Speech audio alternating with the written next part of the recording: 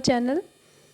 Last lecture में हमने nutrition के साथ एंड किया था और इस लेक्चर में हम रेस्पिरेशन के बारे में पढ़ेंगे। रेस्पिरेशन क्या है?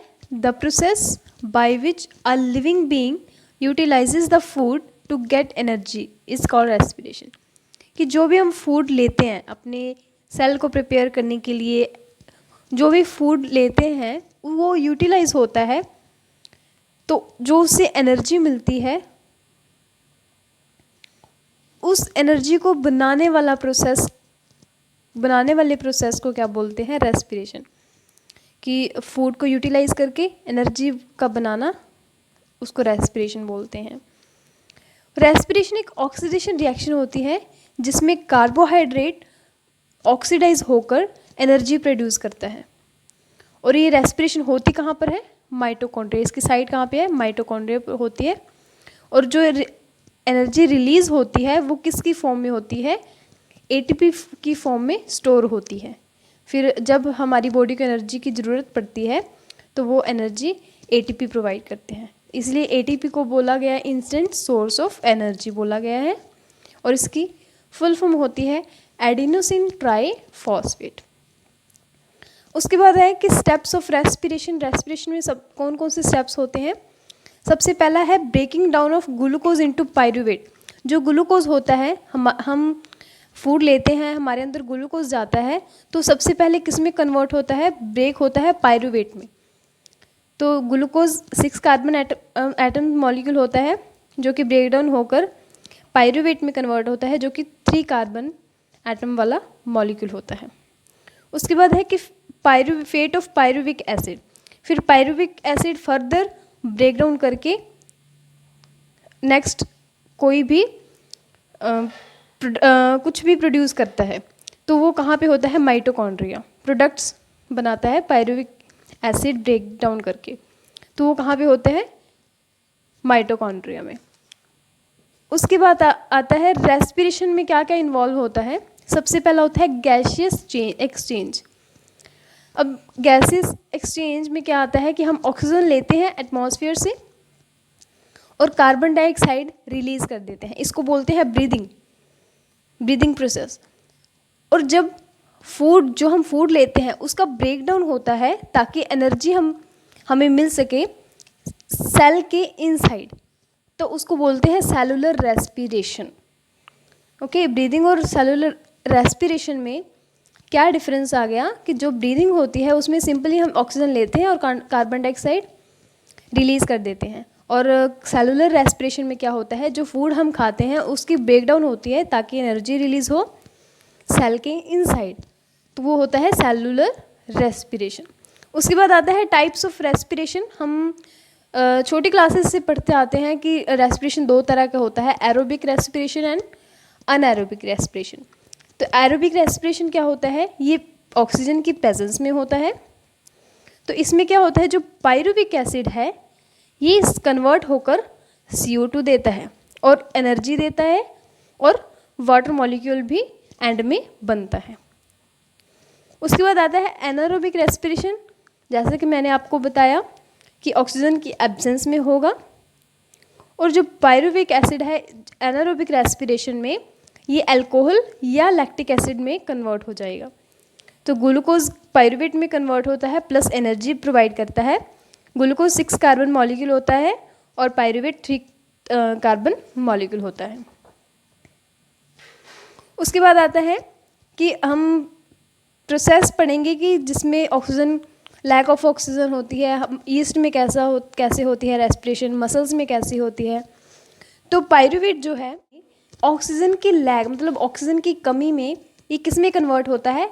Ethyl alcohol plus carbon dioxide देता है और एनर्जी प्रोवाइड करता है।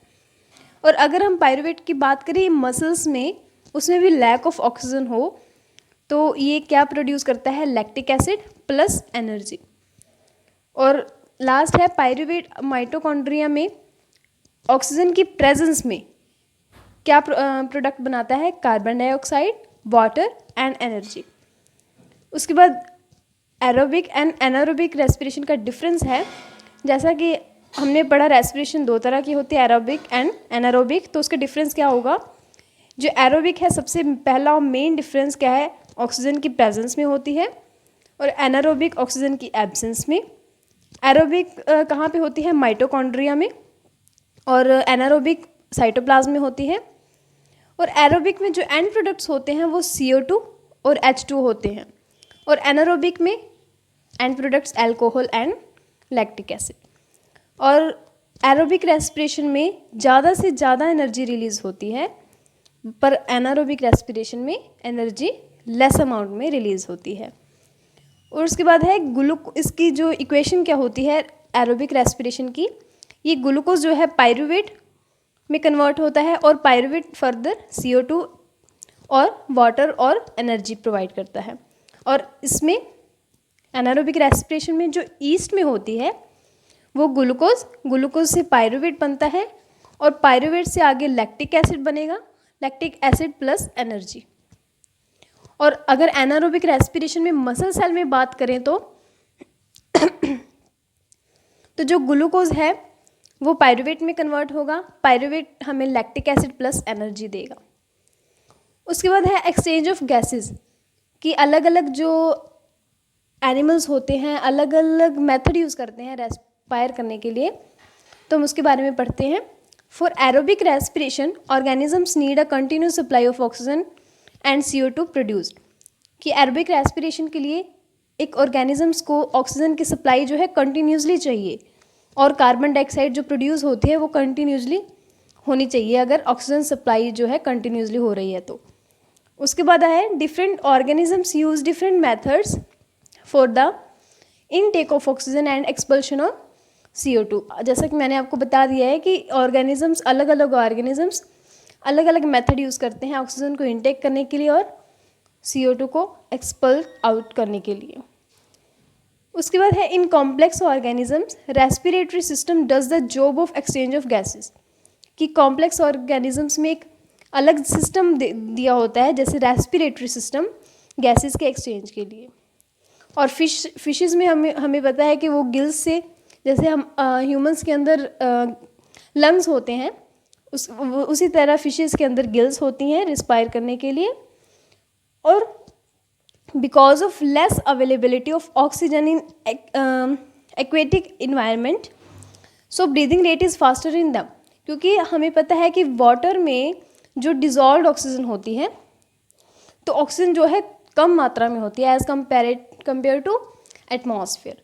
तो जो एक्वेटिक ऑर्गेनिजम्स होते हैं उनकी जो ब्रीदिंग रेट है फास्टर होता है, और जो टेरेस्ट्रियल की बात करें जो कि एटमॉस्फेरिक ऑक्सीजन लेते हैं तो उनका जो ब्रीदिंग रेट है वो स्लो होता है as compared to aquatic organisms. और लास्ट में दिया है terrestrial organisms have lungs for exchange of gases, कि टेरेस्ट्रियल ऑर्गेनिजम्स जो होते हैं उनमें लंग्स होते हैं गैसेस के एक्सचेंज के लिए। तो नेक्स्ट लेक्चर में हम करेंगे कि ह्यूमंस में रेस्पिरेटरी सिस्टम किस तरह ऑर्गेनाइज है, ह्यूमंस किस तरह रिस्पायर करते हैं।